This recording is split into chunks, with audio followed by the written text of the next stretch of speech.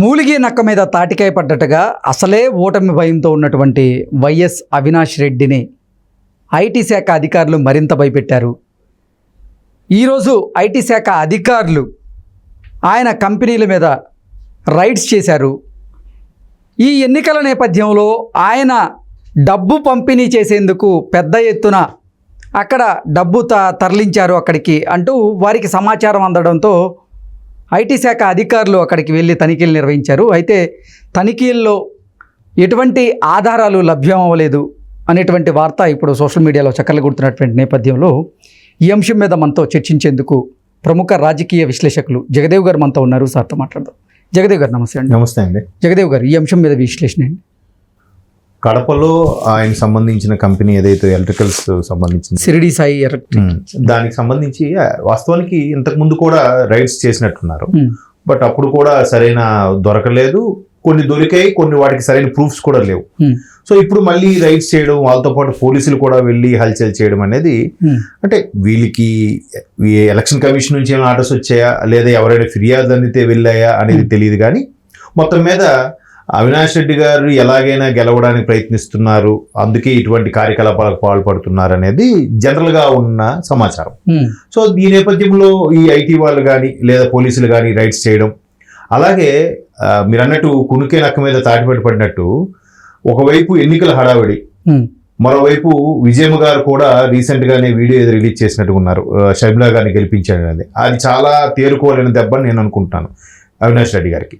అది అలా ఉంటుండగానే ఆయన కంపెనీల మీద లేదా ఆయన బినామీకి సంబంధించిన కంపెనీల మీద ఇటు విధంగా సోదాలు చేయడం, ఎక్కడైతే డబ్బులు కేంద్రంగా పెట్టుకొని డబ్బు పంపిణీ చేస్తున్నారనే ఆరోపణ ఎదుర్కొంటున్నారో వాటిని సరిగ్గా ఎదుర్కొని అక్కడికెక్కడ లాక్ చేసి పెట్టడం, ప్రభుత్వ అధికారులు కూడా చాలా అగ్రెసివ్గా పనిచేయడం, సీనియర్ ఆఫీసర్స్ ఎవరెవరు ఉన్నారో వాళ్ళని ఎప్పుడు ట్రాన్స్ఫర్ మీద మార్పించేసేయడం, ఇవన్నీ ఎన్నికల కమిషను చాలా చొరవ తీసుకుని చేస్తుందని అనిపిస్తుంది. ఎందుకంటే ముందుగానే ఆంధ్రప్రదేశ్లో ఒక సమీక్ష నిర్వహించి అన్ని పార్టీలతో మాట్లాడి ఎక్కడెక్కడ ఇబ్బందికర పరిస్థితులు ఎదురవబోతున్నాయి, ఎటువంటి పోలింగ్ స్టేషన్లు ఇబ్బందిగా ఉండబోతున్నాయి అనే దాని మీద వాళ్ళకు సర్వే చేస్తే వాళ్ళకి అర్థమైంది 12,500 పోలింగ్ స్టేషన్లు ఇబ్బందికర పరిస్థితులు ఉన్నాయంట. సో ఈ అన్ని పోలింగ్ స్టేషన్లకు కూడా ఎలాగ చెక్ పెట్టలేరు, అంటే అంత సోదాలు అవి నిర్వహించలేరు, లేదా బందోబస్తు పెంచలేరు. కానీ ఈ పోలింగ్ స్టేషన్లకి ఎక్కడి నుంచి అయితే ధనం తండోపతండాలుగా వస్తుందో, లేదా ఎక్కడి నుంచి అయితే వేరే వేరే రూపాల్లో ఎన్నికలకు అవసరమైన తాయిలాలు అందబడుతున్నాయో వాటిని చెక్ పెట్టేలాగా చర్యలు తీసుకుంటున్నారు. అందుకు ఎన్నికల కమిషన్ ఏం చేసింది, ముందు ఒక 3 అబ్జర్వర్స్ పెట్టింది. ఆ 3 అబ్జర్వర్స్ కింద ఒక్కొక్క లోక్సభ నియోజకవర్గానికి మరొక అబ్జర్వర్ని పెట్టడం, మళ్ళీ జిల్లాకి ఒక డిస్ట్రిక్ట్ ఎలక్షన్ ఆఫీసర్గా డిఈఓలను కొంతమంది నియమించడం, కొంతమంది రిటర్నింగ్ ఆఫీసర్లను స్పెషల్గా నియమించడం అన్ని పెట్టి అన్ని వైపుల నుంచి కూడా నిఘా పెట్టి ఎక్కడికెక్కడ చెక్ పెడుతుంది. దీంట్లో భాగంగానే చాలా వరకు కంటైనర్లు పట్టుకోగలిగారు. సో ఎంత పట్టుకున్నారు ఎందుకు అనేది బయటికి రావట్లేదు. కానీ అది మరి కొంచెం అల్లరి కలిగించే అంశము, లేదంటే శాంతి భద్రతలకు సంబంధించిన అంశం అనే ఉద్దేశంలోనో, లేదా ఎన్నికల నేపథ్యంలో కోడ్ ఉల్లంఘన భాగంగానో మొత్తానికి బయటికి తెలియనట్లేదు. బట్ కంటైనర్లు పట్టుకోవడం, ఇలా ఎక్కడికక్కడ సోదాలు నిర్వహించడం.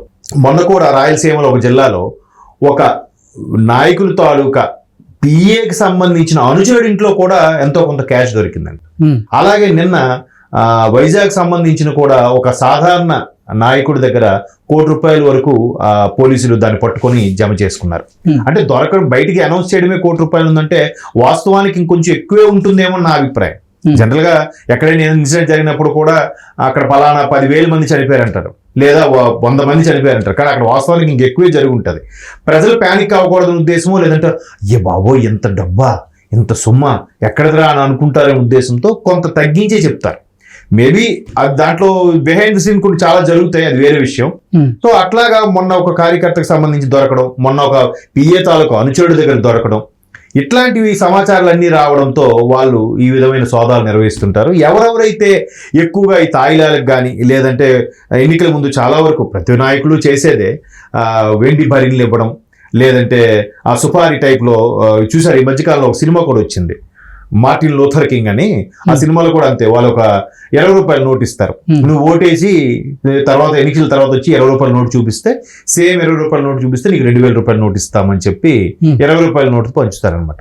సో అట్లాంటి టెక్నిక్స్ వాడడం, ఇవన్నీ ఇటు సినిమాలో పెట్టిన కూడా బయట జరిగేవే జరుగుతుంటాయి. Hmm. సో అట్లాంటి ఇన్ఫర్మేషన్ ఎక్కడెక్కడ ఏముందో వాటన్నిటికి కూడా ఎన్నికల కమిషన్ అలర్ట్ చేస్తుంది. మరోవైపు ఎక్కడెక్కడ ఈ ఐటీ సోదాలు కానీ ఈ రైడ్స్కి సంబంధించిన కానీ డబ్బును హవాలా మనీని పట్టుకునే విధంగా కానీ పోలీసులు అలాగే ఐటీ వాళ్ళు కూడా అప్రమత్తంగా ఉంటారు. సో అప్రమత్తంగా ఉండి ఎన్నికల కమిషన్ ఆదేశాల మేరకు లేదా వాళ్ళ సుపీరియర్ల ఆదేశాల మేరకు రైడ్స్ చేస్తూ ఉంటారు. అయితే ఇప్పుడు కడప దగ్గర అది కూడా అవినాష్ రెడ్డి గారికి సంబంధించిన కంపెనీ మీద ఇలాగ సోదాలు నిర్వహించడం అనేది కూడా ఒక విధంగా వీళ్ళు అనుమానంతో వెళ్తున్నట్టు కదా అనిపిస్తుంది. అది కూడా కొద్దిగా ఆయనకి ఇబ్బందికర పరిస్థితులే కదా ఎన్నికల నేపథ్యంలో. ఇదేంటి ఒకవైపు విజయం గారు ఇలా స్టేట్మెంట్ ఇచ్చారు, మరోవైపు సునీత గారు నా తండ్రిని చంపిన వాళ్ళని మీరు అంత ధైర్యంగా ఎలా గెలిపిస్తారు, ఎలాగా మీరు సపోర్ట్ ఇస్తారని ఆవిడ అనడం, షర్మిలా గారు కొంగు పట్టుకొని అర్థిస్తున్నారని గెలిపించండి అనడం, మరోవైపు ఐటీ సోదాలు, ఇంకోవైపు కూటమికి సెంట్రల్లో ఉండే బీజేపీ సపోర్ట్గా ఉండడం, ఇక్కడ వీళ్ళకి ఏ సపోర్టు లేకపోవడం, పోనీ కూటమిలో బీజేపీ లేకుండా వీళ్ళకి ఇంకా సెంట్రల్లో వేరే పార్టీతో ఉందంటే కాంగ్రెస్తో విభేదించి బయటకు వచ్చారు కాబట్టి మళ్ళీ కాంగ్రెస్కి సపోర్టు అడగలేదు. సో ఎటుకి చెందక రెండింటికి చెడ్డ రేవటి అనేదో సామెతున్నట్టుగా అలా అయిపోయింది పరిస్థితి. ఒకవైపు ఇట్లా జరుగుతున్నాయి. ఇవన్నీ కలగలిపి ఎలా అనిపిస్తుందంటే వాళ్ళకి ఆల్రెడీ కౌంట్ డౌన్ స్టార్ట్ అయ్యి భయంతో ఉన్నారని కూడా చాలా మంది ఆ సొంత గూటికి చెందిన శ్రేణులు కూడా మాట్లాడుకుంటున్నారు. సో ఇవన్నీ కూడా మీరు అన్నట్టు కొన్ని రకమైన తాడిపండు పడినట్టే అంశం. ఎందుకంటే ఎన్నికల నిర్వహణలో భాగంగా చాలా ప్రెజర్ ఉంటుంది, చాలా తిరగాలి, చాలా డబ్బు పంపిణీ చేస్తారు, చాలా మాటలు పడతారు, ఎన్నో అవస్థలు పడతారు, అయినప్పటికీ కూడా గెలుస్తారు లేదు గ్యారంటీ లేదు. మరోవైపు ఈయన సిబిఐ ఛార్జ్ షీట్ కూడా దాఖలైంది, ఈయన అరెస్ట్ వరకు వెళ్ళి వాళ్ళ మదర్కి బాగాలేదనే ఉద్దేశంలో హాస్పిటల్ దగ్గరికి వెళ్ళి వెనక్కి వచ్చేసారన్న కూడా మన వార్తలో చూసాం. అంటే ఇన్ కేసు ఈయన ఓడిపోయి పోతే ఏంటి పరిస్థితి?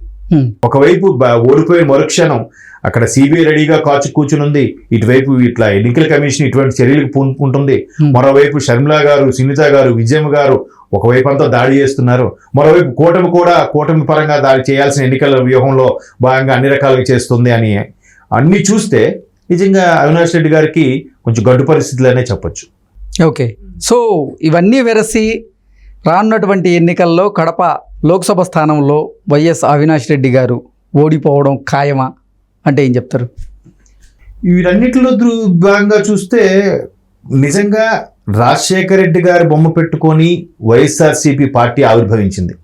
సో రాజశేఖర రెడ్డి గారిలో సగమైన విజయం గారు ఈరోజు స్టేట్మెంట్ ఇచ్చారు కాబట్టి, రాజశేఖర రెడ్డి గారి బొమ్మతో గెలిచిన పార్టీ కాబట్టి రాజశేఖర రెడ్డి గారి మీద ఏమాత్రం అభిమానం ఉన్నా విజయం గారు చెప్పిన మాట రాజశేఖర రెడ్డి గారు చెప్పినట్టే లెక్క. సో ఖచ్చితంగా షర్మిలా గారే గెలవాలి. లేదు అటు అవినాష్ రెడ్డి గారికి సరిగ్గా ఇటు షర్మిలా గారు కొంచెం ఓటు చీలిపోతే మధ్యలో కూటమి అభ్యర్థి కూడా గెలిచే అవకాశం కూడా లేకపోలేదు. మొన్న 2 పిల్లలు కొట్టుకొని మన కామారెడ్డిలో ఏం జరిగింది? రేవంత్ రెడ్డికి ప్రస్తుత ముఖ్యమంత్రి, మాజీ ముఖ్యమంత్రి ఇద్దరు టగాఫర్గా అయ్యేసరికి వెంకటరమణారెడ్డి గారు గెలిచారు బీజేపీ తరపు. మొదటి నుంచి ఆయనే గెలుస్తారని ఒక ఉండొచ్చు, కానీ ఎక్కువ మెజార్టీ లేదు కదా, జస్ట్ 5,000 ఓట్ల మెజార్టీతో గెలిచారుగా. ఒకవేళ అక్కడ రేవంత్ రెడ్డి గారు పోటీ చేయకపోయినా లేదా కేసీఆర్ గారు పోటీ చేయకపోయినా రమణారెడ్డి గారు గెలిచే ఛాన్స్ ఉంటుందంటారా? చెప్పలేము. అంటే మొదటి నుంచి ఉండొచ్చు, నేను అంటే ఒక ఎగ్జాంపుల్ గా తీసుకుందాం అని చెప్పి.